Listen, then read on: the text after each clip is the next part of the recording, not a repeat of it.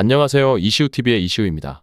해당 분석은 초안 분석이며 최종 분석과 픽은 하단 댓글에 있는 링크로 문의 주시면 방입장 도와드리도록 하겠습니다. 방입장은 무료로 진행되며 절대 금전적인 요구를 일체하지 않습니다. 이번 분석은 승부식 109회차 해외 축구 4경기 분석 진행해 보겠습니다. 크로아티아는 포르투갈 원정 경기에서 아쉽게 패배를 당했습니다. 이번 경기에서는 보다 조직적인 지공을 통해 경기를 풀어가려 할 것입니다.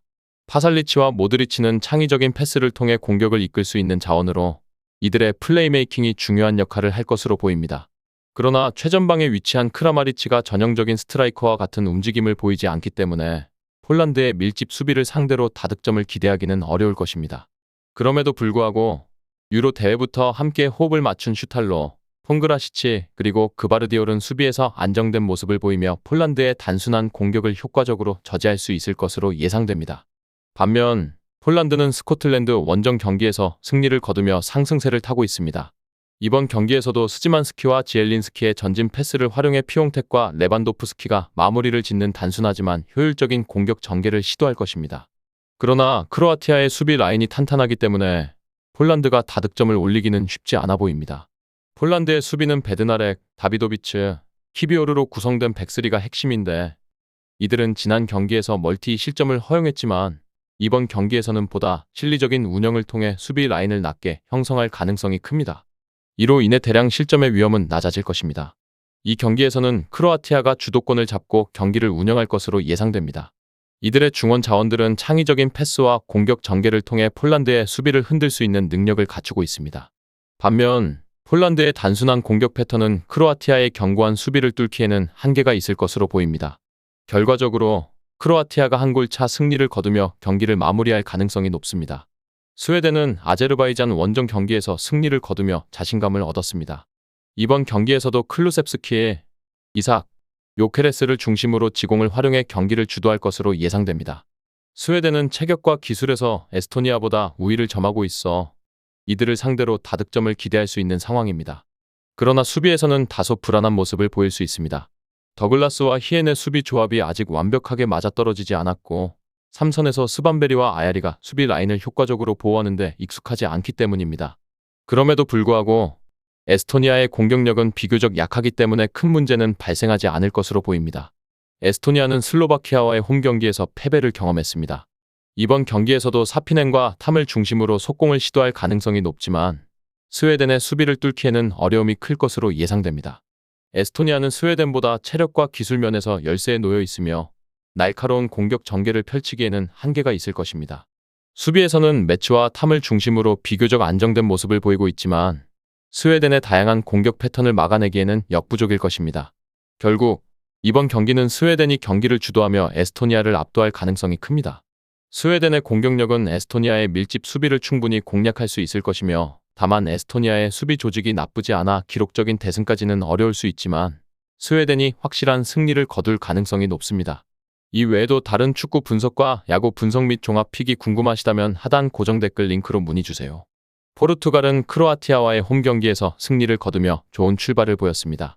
이번 경기에서도 비티냐와 페르난데스의 전진 패스를 중심으로 경기를 주도할 것으로 예상됩니다. 호날두는 통산 900호 골을 기록하며 여전히 뛰어난 결정력을 보여주었지만 레앙과 네투의 활약은 다소 미흡했습니다. 스코틀랜드의 탄탄한 수비를 상대로 포르투갈이 다득점을 기록하기는 어려울 수 있습니다. 하지만 이나시우와 디아스의 수비 라인은 안정적이었고 네베스가 중원에서 수비를 보조하며 스코틀랜드의 단순한 공격 패턴에 큰 어려움을 겪지 않을 것으로 보입니다. 스코틀랜드는 폴란드와의 홈 경기에서 패배를 맛보았습니다. 이번 경기에서는 크리스티의 침투와 다이크스의 제공권을 활용한 단조로운 공격 전개가 예상됩니다. 그러나 포르투갈의 견고한 수비를 뚫기에는 역부족일 가능성이 큽니다. 스코틀랜드의 수비 라인은 맥케나와 할리 그리고 맥토미니와 맥긴이 협력하여 밀집 수비를 펼치겠지만 포르투갈의 창의적인 중원 플레이를 막아내기는 쉽지 않을 것입니다. 이번 경기는 포르투갈이 경기의 주도권을 확실히 잡을 것으로 보입니다. 스코틀랜드의 밀집 수비에 포르투갈이 다소 고전할 가능성도 있지만 중원의 창의적인 패스와 측면 자원들의 활약을 통해 결국 승리를 거머쥘 가능성이 높습니다. 포르투갈의 전방 압박과 빠른 패스 전개가 스코틀랜드를 압도할 것으로 예상되며 포르투갈이 경기를 지배하며 승리할 가능성이 큽니다. 스위스는 덴마크 원정 경기에서 패배한 후 강호 스페인을 상대로 실리적인 경기 운영을 펼칠 것으로 보입니다. 하지만 중요한 1차 빌드업의 핵심 선수인 자카가 퇴장으로 인해 출전할 수 없게 되면서 팀 운영에 어려움이 예상됩니다. 자카를 대신해 출전할 가능성이 높은 자카리아는 경기 조율보다는 수비적인 역할에 더 적합하지만 그만큼 스위스의 중원에서 창의적인 플레이를 기대하기는 어려울 것입니다. 따라서 스위스는 바르가스와 엠볼로 같은 공격수들의 개인 기량에 크게 의존할 가능성이 높습니다. 수비 라인에서도 변화가 불가피합니다.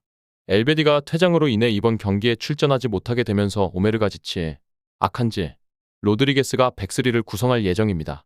그러나 이 수비 조합은 익숙하지 않은 만큼 스페인의 조직적인 공격을 효과적으로 막아내기에는 한계가 있을 것입니다. 한편 스페인은 세르비아와의 원정 경기에서 무승부를 기록했습니다. 주포인 모라타가 부상으로 출전하지 못하게 되면서 공격력에 다소 타격을 입었지만 오야르사발, 야말, 니코 등의 공격 자원들이 스위스의 불안한 수비를 공략할 준비가 되어 있습니다. 특히 올모는 창의적인 패스와 공격 전개 능력을 갖추고 있어 이번 경기에서 스페인의 득점 가능성을 높일 수 있습니다.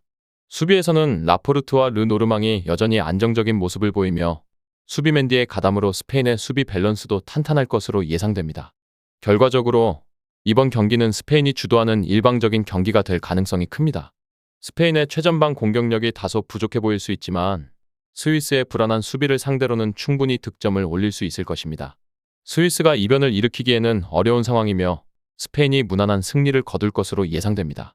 끝으로 정확한 배당 변동에 따른 실시간 추적과 최종 예측은 배팅 마감 직전까지 이루어져야 합니다. 위 부분을 참고하는 배팅이 아닌 더 근시적인 결과는 배당률 흐름의 변화 및 경기 시작 전 결장자 정보에 따라 변동될 수 있습니다. 함께 배팅으로 더 효율적인 승률을 만들고자 만들어낸 채널입니다. 모든 경기를 영상에 담아내기엔 한계가 있습니다. 이 외 다른 경기들의 정보와 결과 예측 및 더 많은 도움이 필요하시다면 분석방으로 언제든지 연락주세요. 최선을 다해 보이겠습니다.